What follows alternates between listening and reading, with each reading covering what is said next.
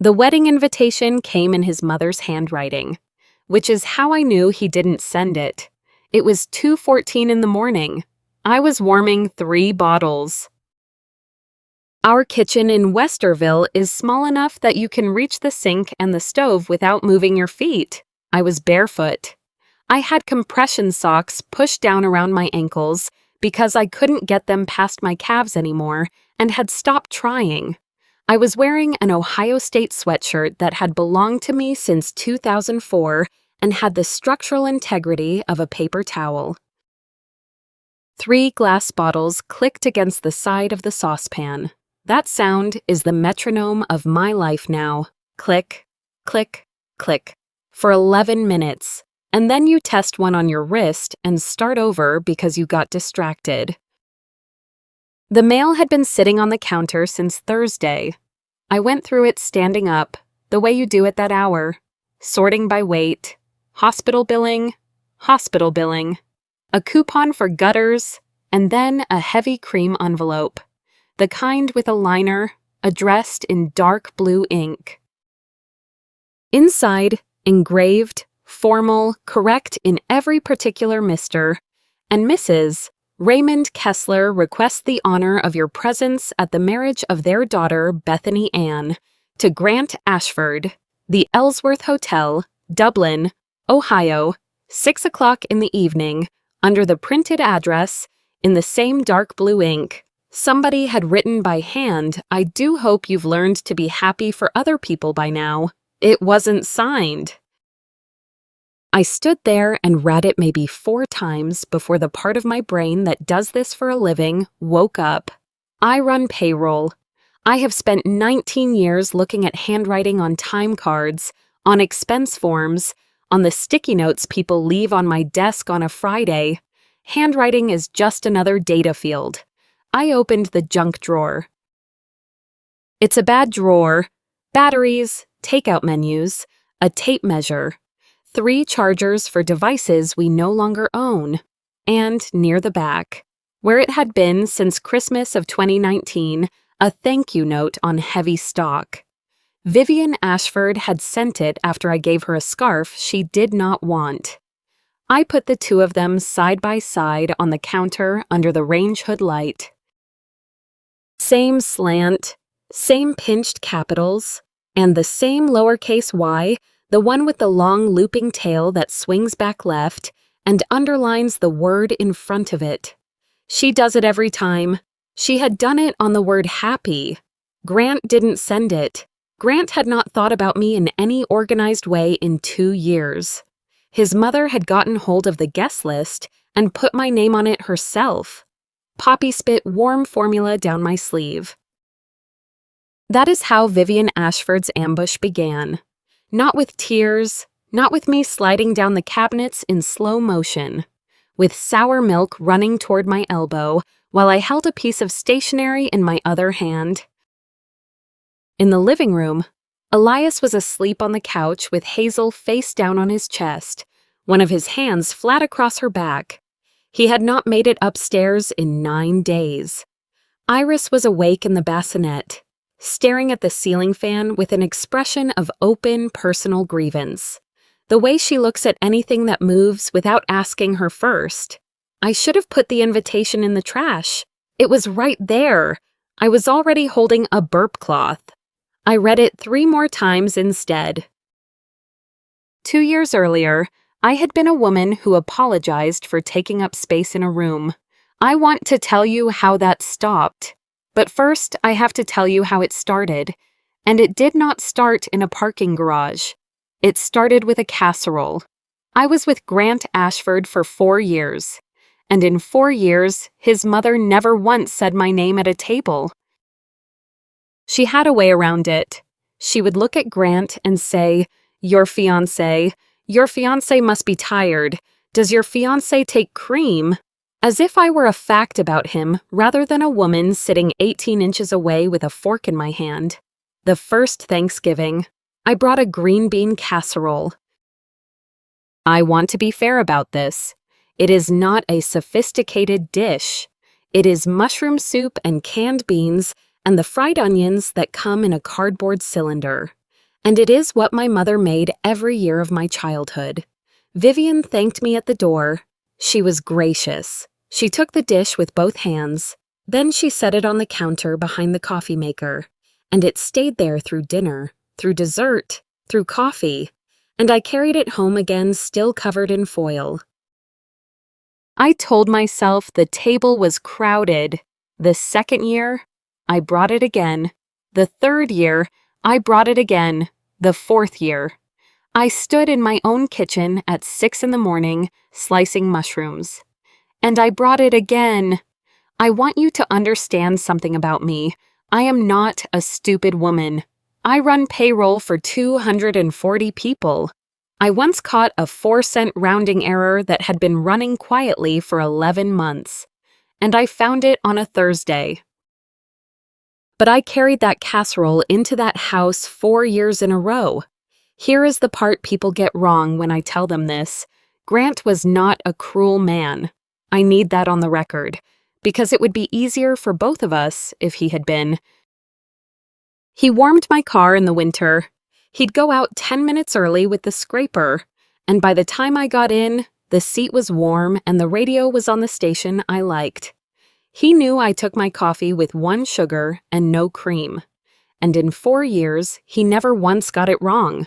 But every time his mother said something with a blade in it, and she said them at a rate of maybe 2 per meal, Grant would laugh, 1 short laugh, and change the subject, the weather, the Buckeyes, his father's knee. He never defended me. He just changed the subject, which felt like the same thing for about 3 years. At our engagement dinner, Vivian brought out a cake knife wrapped in a linen napkin. Silver, heavy, a monogram worn nearly smooth. It had been her mother's. She said it had cut every Ashford wedding cake since 1936. She handed it to Grant, not to me. My periods went irregular the spring I turned 41. I blamed stress, and I had earned the right to. We were 9 months into converting the payroll system at Scioto Valley Foods, which meant I was sleeping 5 hours a night and dreaming in spreadsheets. I blamed my age. I blamed the fact that I had spent my 30s being extremely responsible about not getting pregnant. After 8 months of trying, I made the appointment. Olentangy Fertility Institute does testing in a particular order, and there is a reason for the order. The man's part takes 40 minutes and comes back in 3 days. The woman's part takes 2 full cycles blood work, timed to specific days, an ultrasound, a dye test of the tubes that nobody warns you about correctly. So Grant went first, in February. That was not a secret. And I want to be clear about that, because of everything that came after. I knew he had gone. He knew I knew. By the time we sat down together in Dr. Varghese's office in March, his results had been on file for 3 weeks and mine had just come in. Dr. Varghese is a small, exact woman who does not fill silences. She turned her monitor toward us. Diminished ovarian reserve, she said, 1 tube partially blocked on the left. Your chances of conceiving without help are reduced, she said. Reduced is not the same as 0. I need you to hear the difference. I heard it. I have thought about that sentence more than any other sentence in my life. Grant heard 1 word. So she's infertile, he said. Doctor? Varghese did not answer him right away. She looked at her screen. Then she said, Mr. Ashford, we still have your repeat panel scheduled for the 19th. And Grant said, faster than a person says something that doesn't matter. Right, that's just paperwork. I did not look up. I was writing the word reduced on the back of an appointment card, underlining it twice, the way you do when you have decided a word is going to save you. In the elevator, he stood with his hands in his pockets. He did not take mine. I counted the floors. There were only 4, The garage under the clinic has 4 levels, and we were on B2, the one with the low ceiling. There was a fluorescent tube 2 spaces down that had been failing for as long as we'd been coming there. It didn't go out. It just flickered, slightly slower than a heartbeat. He didn't get in the car. He opened his door and stood behind it, using it like a very small wall. "I'm 42, Erin," he said. "I can't spend the next 4 years in waiting rooms. We had 1 appointment. I don't want my marriage to be injections and disappointment. You said you wanted a family with me." I do want a family. There are sentences that take a second to hurt, because your mind is decent and tries to shield you from what it already understands. I stood there under the flickering tube and let it arrive, with me. He looked at the concrete wall behind me. He did not look at me, and he did not answer. And that was the answer, delivered by a man too careful to say it out loud. Then he reached into his pocket, worked the key to my condo off his ring, leaned into my car, and set it in the cup holder, next to an old parking receipt from a Tuesday. "What about your panel on the 19th? I said. My numbers were fine. Fast. So fast. There are lies that take 2 years to detonate. That one was already ticking in the cup holder next to my keys, and I drove home on top of it. I missed my exit off I-270. I was 15 minutes south before I understood that I was going the wrong way. She came at 7 that evening. Not Grant. Vivian. She was holding 2 empty canvas bags, the reusable kind from Giant Eagle, folded flat against her coat. She did not come in.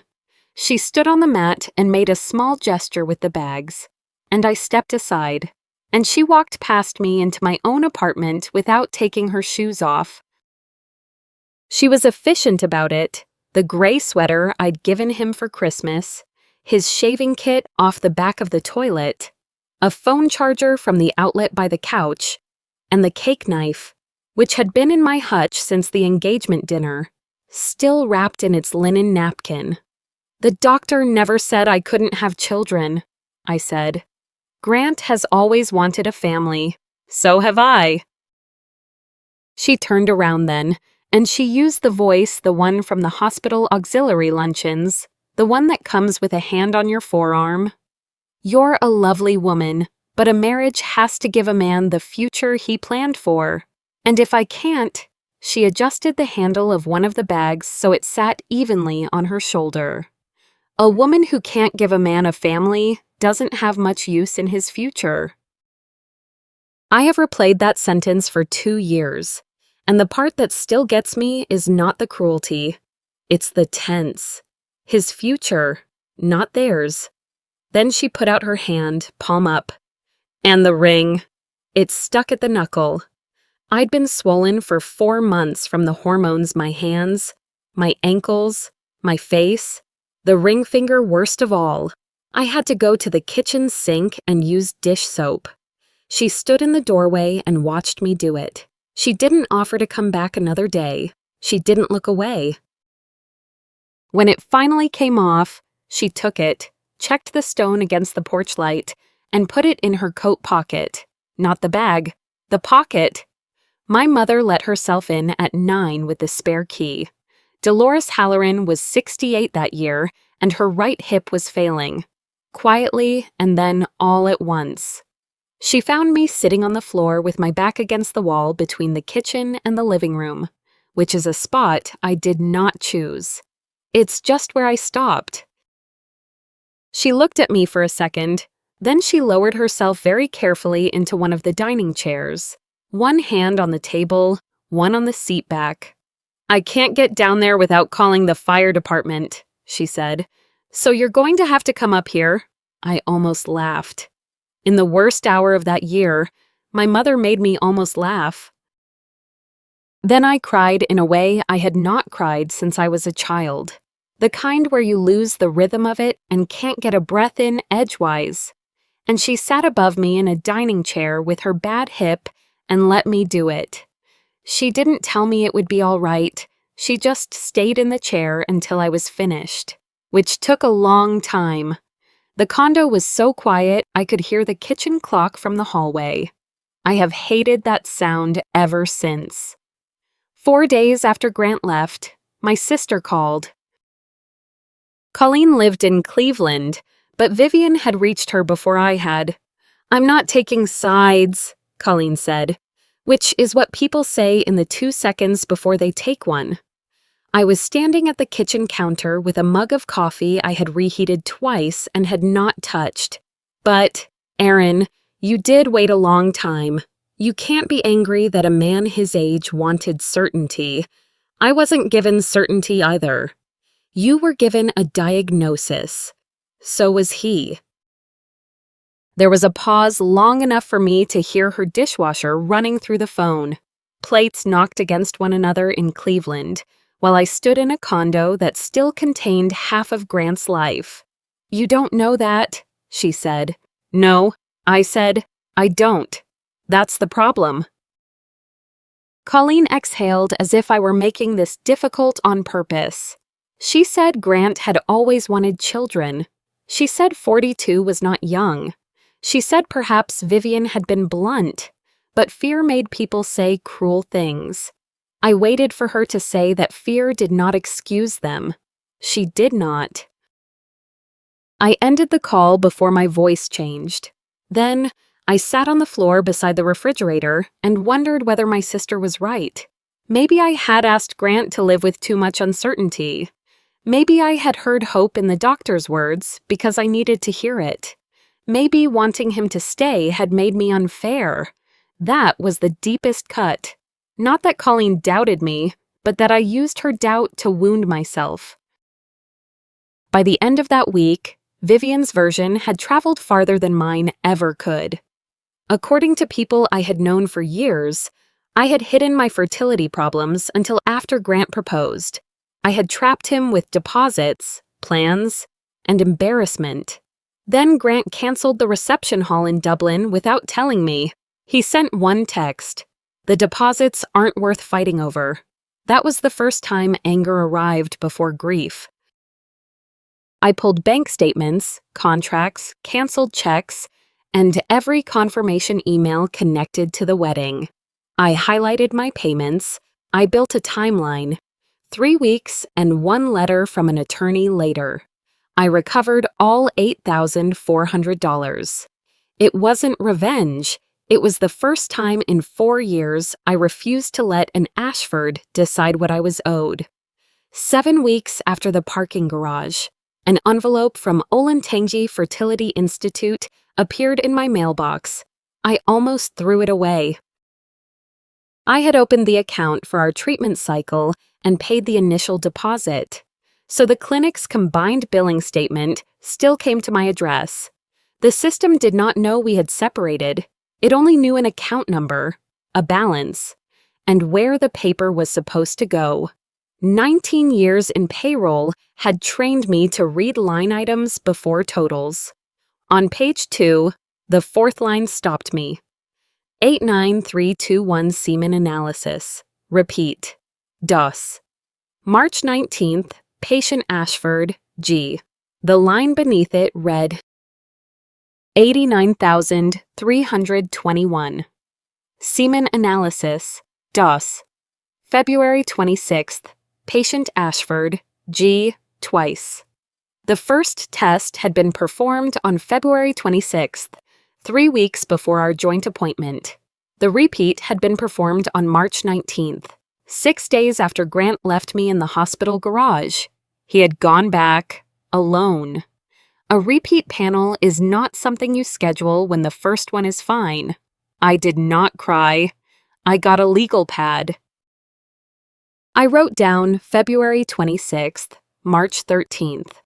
The day of the appointment, March 19th, I drew lines between them. Then I sat at my kitchen table doing what I do for a living, putting numbers in order until they tell you the truth. The clock in the hallway kept going. For the first time in 7 weeks, I did not hate the sound of it. I requested a copy of my own medical record. Because I had opened the treatment file and signed the financial documents. I was entitled to my information, not Grant's private results. 68 pages arrived in a thick envelope. I read every one. The word infertile did not appear anywhere.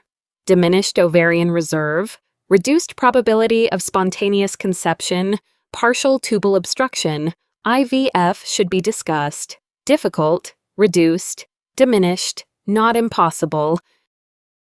Then, in the physician's note from our joint consultation, I found one sentence, male factor. Repeat analysis obtained, urology referral advised. Patient declined. Grant had been advised to see a urologist. He refused. Then he left me. Allowed his mother to rewrite the story and let people across Columbus believe my body had destroyed our future. The paper did not tell me his diagnosis. It told me something worse. He had known there was a question, and he had chosen to make me the answer. There were 6 of us in that waiting room, and nobody looked at anybody. A woman by the window was doing a word search. She held the pencil over the page for 20 minutes and did not circle a single word. Across from her, a man kept unlocking his phone, staring at the screen, and locking it again. Nobody spoke above a whisper. When the nurse called my name, the woman by the window looked up, just once. She did not smile. She did not nod. She looked at me the way you look at somebody carrying the same thing you are carrying. It was the first time in 7 weeks I had not felt insane. I had spent 7 weeks being spoken about as if my body were evidence in a trial I had not agreed to attend. Every conversation had required me to defend a future that did not exist. In that room, nobody asked me to prove that I deserved hope. Nobody asked whether I had waited too long, wanted too much, or embarrassed the family. The woman at the window returned to her puzzle when I passed her. Her pencil had not moved, but her face told me she completely understood why mine could not either. Dr. Varghese closed the door and reviewed my records without pretending the numbers were kinder than they were. She talked about success rates at 41 and 42. She explained miscarriage risk, medication, retrieval, embryos, and the possibility of spending everything and leaving with nothing. She did not promise me a baby. That was why I believed her. Ohio does not mandate infertility coverage, she said. I tell every patient this in the first 10 minutes, because I would rather you be angry at me than at your billing statement. One cycle, out of pocket, is going to run between $18,000 and $24,000. Medication is separate. I stared at the figures on the paper. Then she folded her hands on the desk. Nobody should have told you motherhood was impossible. Difficult. Yes, impossible. No. Those are different words, and somebody used the wrong one on purpose. I thanked her calmly. I made it through the elevator, the lobby, and the automatic doors before I started crying in the parking lot. Not because she had promised me anything. She had not. I cried because somebody had finally told me the truth without using it as a weapon. 2 weeks later, I met Elias Reyes at the CVS on State Street. We reached for the last box of alcohol wipes at the same time. "You take them," he said. "You got there first. I work in a high school. I have lost every argument about supplies since 2011. I laughed before I meant to. He was buying them for his sister, who was receiving chemotherapy. I was buying them because, despite everything, I had not completely abandoned the idea of treatment. Neither of us asked for the other's number. A month later, I saw him again in a grief support group at a church in Clintonville. Elias was there because his wife, Camilla, had died 3 years earlier. I was there because my therapist said I should learn how grief operated before I exhausted myself trying to outrun it. After the meeting, We stood beside our cars while everyone else left. I still talk to my wife when I drive. He said, I tell her when traffic is bad on 71, as if she can do anything about it from where she is. I still argue with Grant in the bathroom. Do you ever win always? He is a lot less convincing when I do both sides. That was our beginning. Coffee became another coffee. Then a walk at Highbanks Metro Park, where we talked about nothing important until nothing important began to feel safe. He came with me when I took Dot to an orthopedic appointment. She inspected him over the top of her reading glasses, asked whether he had health insurance, and told him his shoes needed better support. He answered every question seriously. Elias never treated my sadness like a locked door he had to break through. He never told me I was strong when what he meant was that my pain made him uncomfortable. He could sit beside silence without filling it. He never rushed me. He also never flattered me when I needed the truth, which turned out to be the more valuable of the two. The windows had fogged inside Elias's car while we sat outside a diner in Worthington. October rain tapped the windshield, and neither of us had moved since the waitress cleared our plates. Can I ask you something without you getting angry? That sentence has a 100% failure rate. He looked down at his hands. Do you want a child, or do you want Grant to know he was wrong?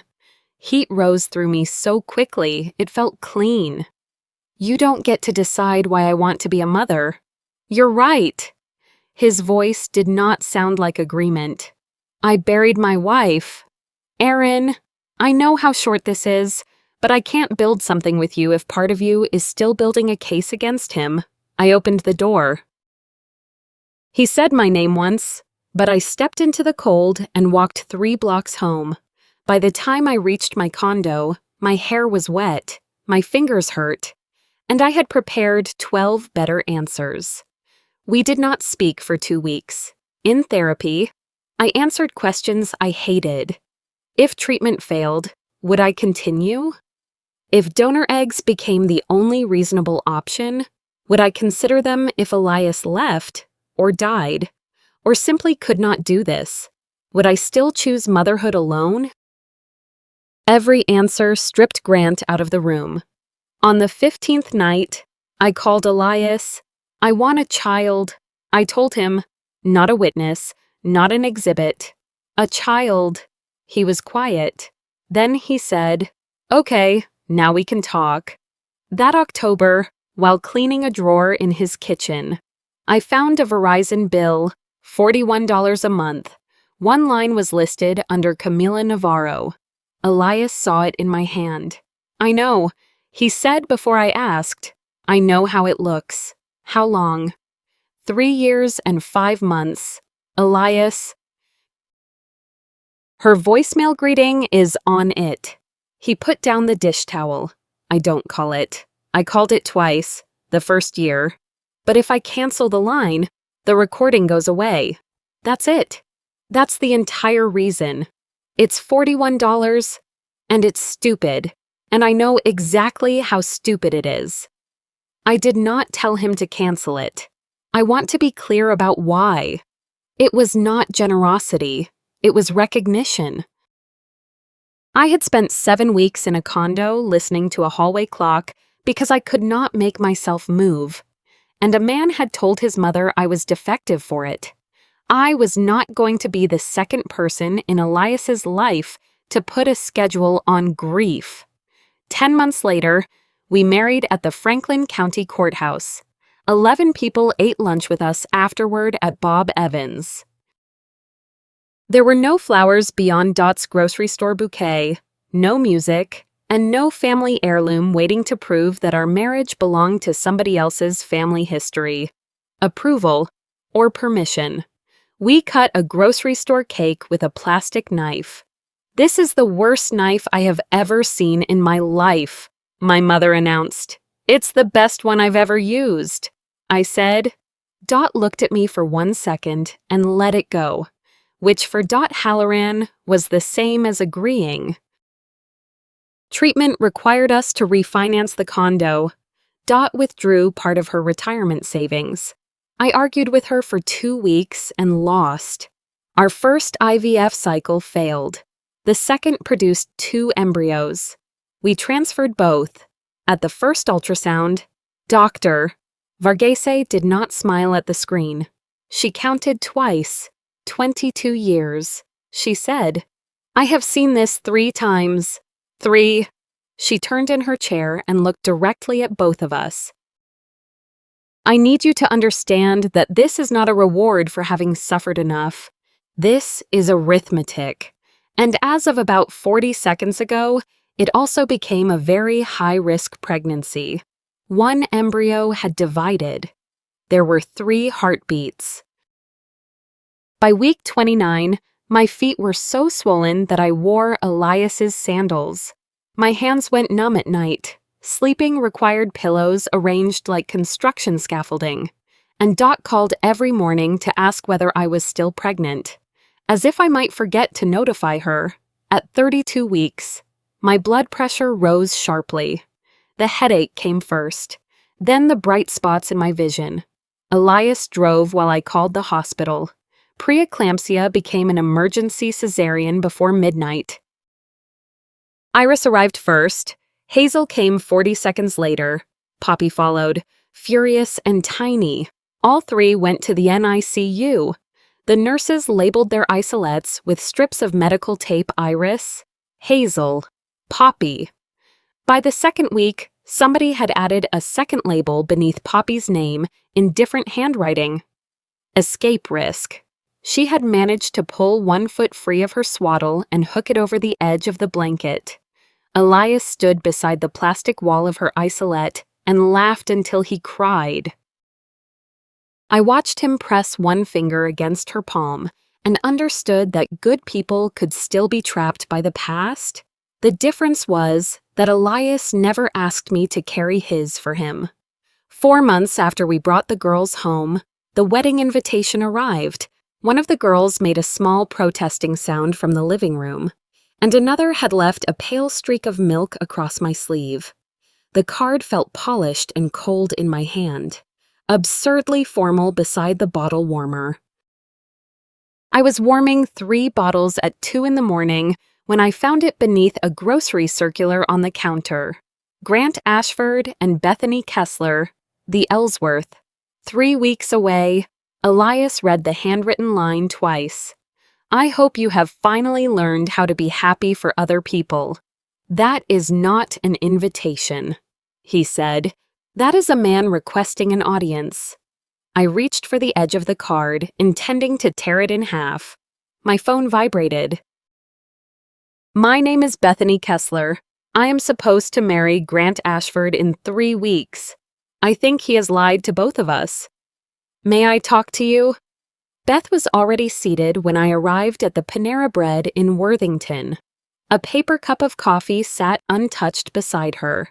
She kept turning the edge of a manila envelope between her fingers without opening it. My fiancé says you are obsessed with him, she said. That must be disappointing. I have thought about him considerably less than he would like. Her mouth almost moved into a smile, but did not. I did something before I texted you. She said, I want you to know I did not just take a stranger's word for it. Okay, I asked him to do a repeat panel with me. Both of us. Same clinic, same morning. I told him it was for the insurance. What did he say? He said yes. She turned the cup a quarter turn. He put it in the shared calendar. He told my mother about it. He was proud of himself about it. And he canceled 90 minutes before. Dentist emergency. The cup turned another quarter turn. Then, 2 days later, it was a work thing. After that, he said the clinic had moved the appointment and never called him back. She looked up. 3 different reasons for 1 canceled appointment. That is when I started opening boxes. She slid the envelope across the table. Inside was a billing statement from Olentangy Fertility Institute. The same clinic, the same code. Semen analysis. The paper had been packed with Grant's financial records when Beth moved into the house they planned to share. She had found it while organizing documents for the wedding and the insurance change. She did not ask me what his diagnosis was. She asked only one question. Did he let everyone believe it was you? Yes, I opened my own folder first. I showed her the 68 pages from my medical record.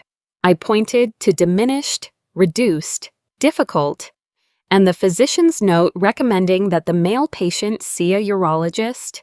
Only after she had read those pages did I unlock my phone.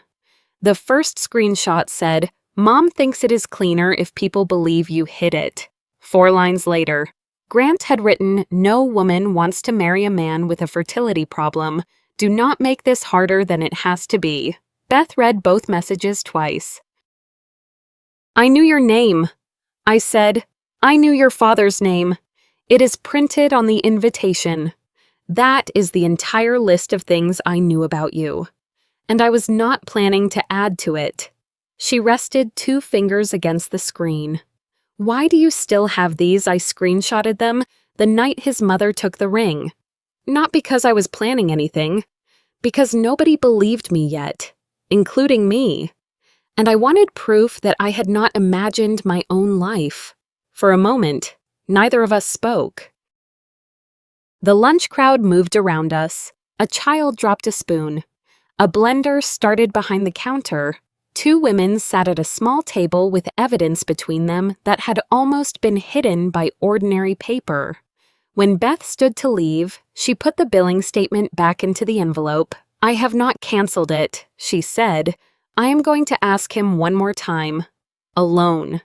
If he tells me the truth, nobody else ever has to know any of this." I respected that more than I expected to. "But if he lies again, will you come to the wedding?" "Yes, Beth. You do not need me to prove he is lying. You have the same paperwork I have." She was quiet for a second. "My dad paid for all of it. Every dollar. And Grant has spent 2 years making my father like him. Fishing, football, fixing the gutters. If I call it off 3 weeks out with a folder of billing codes, I am not a woman who found something out. I am a bride who got cold feet and went looking for a reason." She placed the envelope in her bag. "I do not need a witness against him," she said. "I need a witness for me. Vivian called 3 days before the wedding. I'm so pleased you'll be joining us," she said. "You've always been so resilient. I haven't decided. Of course, I've put you at table 4. It's near the aisle, so convenient in case you need to step out." Table 4 was the second table from the stage. I understood exactly what convenient meant. She said it with the careful sweetness people use when they want cruelty to sound like hospitality. I said nothing, because answering would have given her the reaction she had called to collect. An hour later, a message arrived from someone I knew through payroll. She was assisting the wedding photographer. "I'm second shooter on Saturday. There's a name on the shot list that isn't in the wedding party. It's yours. I thought you should know." By Saturday afternoon, July humidity had turned my hair into a halo of frizz. There was dried formula on the hem of my navy Macy's dress. My post-cesarean compression band kept rolling downward beneath it. Iris kicked off one shoe before we reached the ballroom doors. I looked like exactly what I was, a 43-year-old woman with 3 premature babies, 4 hours of sleep, and a dress bought in a hurry. Hazel had located the only man in the ballroom wearing a bow tie and had been staring at him with open hostility for 4 straight minutes. "She doesn't like the bow tie," Elias said. "She doesn't like the man. She's 5 months old. She has instincts." Grant stood halfway down the grand staircase. His face went white. Vivian gripped the banister, but she was smiling. Grant crossed the lobby so quickly that 2 guests stepped aside. "What are you doing here? You invited me." "I did not invite you. It came in the mail." There was a note. I didn't send you a... He stopped. Then he turned his head, very slowly, toward his mother. Mom. Vivian did not deny it. She did not even look uncomfortable. She adjusted the cuff of her jacket. I thought you should see what you'd avoided, she said. That is the moment I want you to hold on to. Not the paperwork, not the microphone, that one. Because she looked at me 30 pounds heavier, hair frizzing, formula on my hem, a baby on each hip and a third in a stroller, and genuinely believed I would look like a warning. Beth appeared beside us. Grant, she said, conference room, now. She led him into the small room beside the ballroom. Ray Kessler and the officiant followed.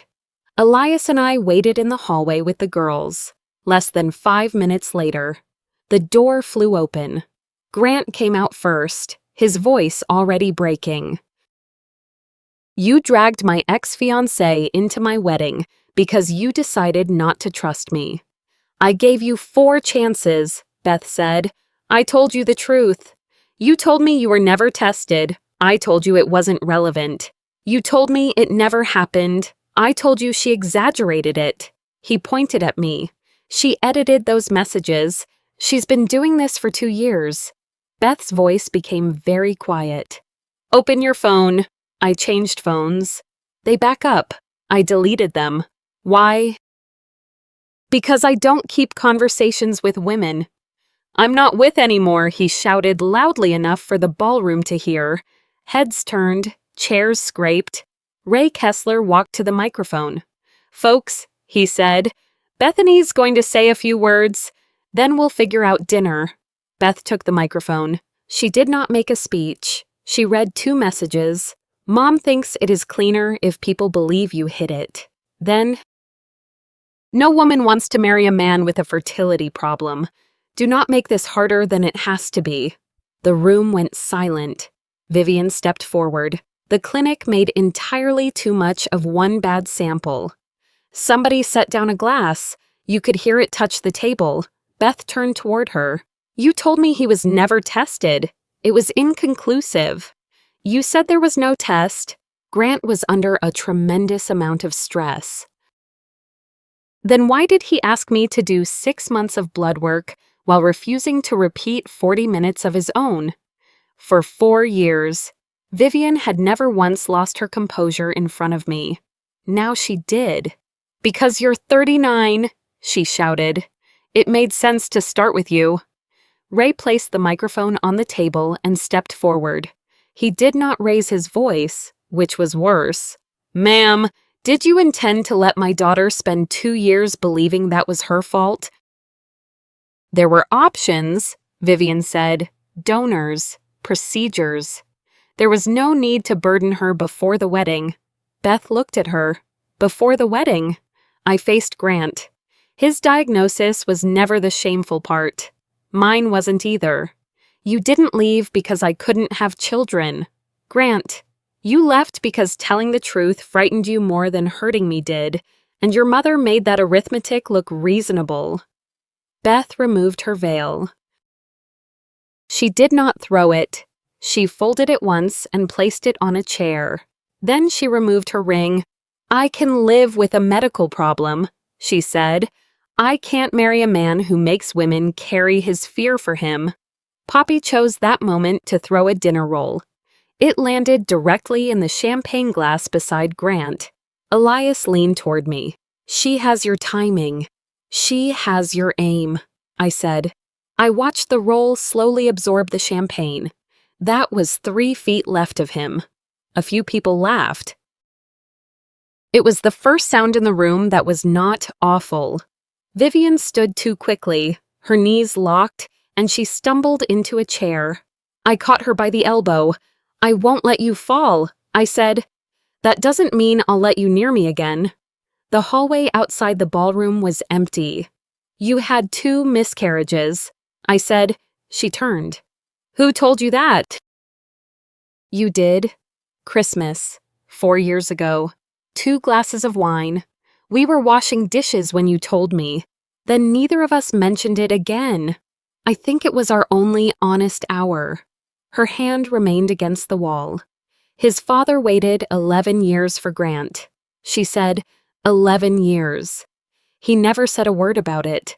That was supposed to be kindness. She looked at the carpet.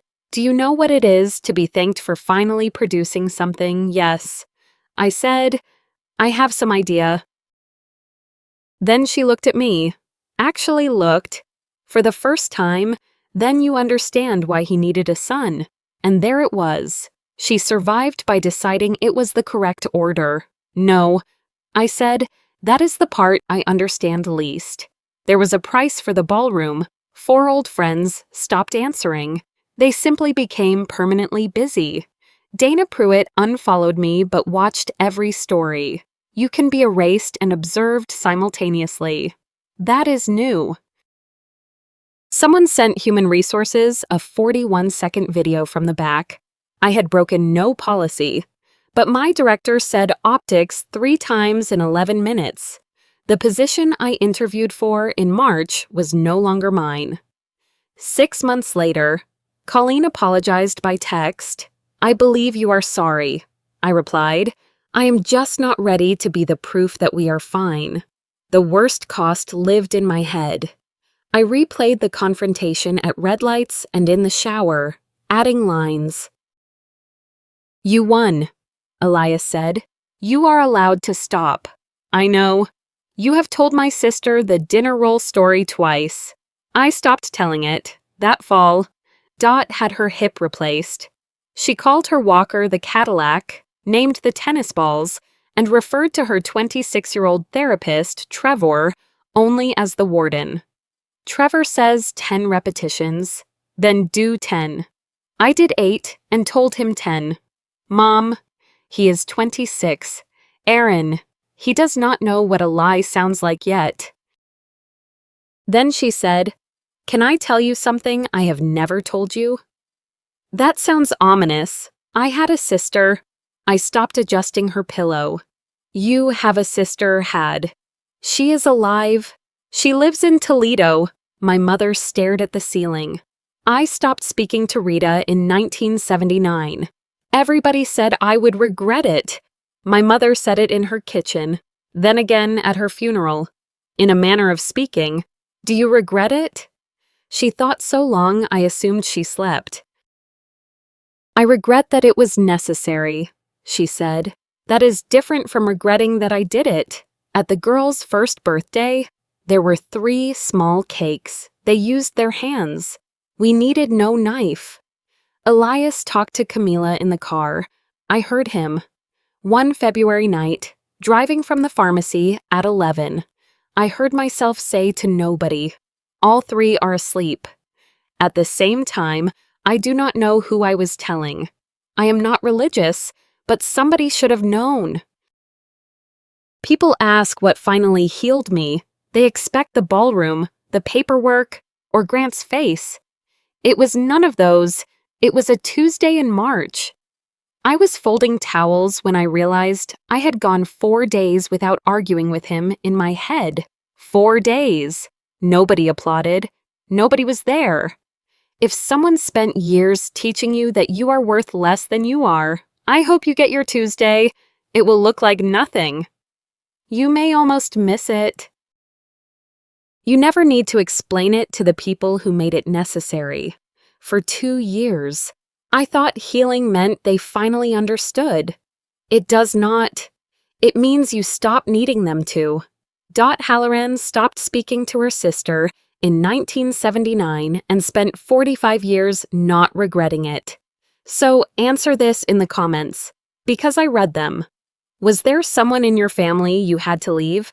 Did anyone tell you that you would regret it? Tell me what happened. Tell me whether you got your Tuesday. If you have ever been the one nobody believed, subscribe and stay. Each week brings a story belonging to somebody who told the same thing you were.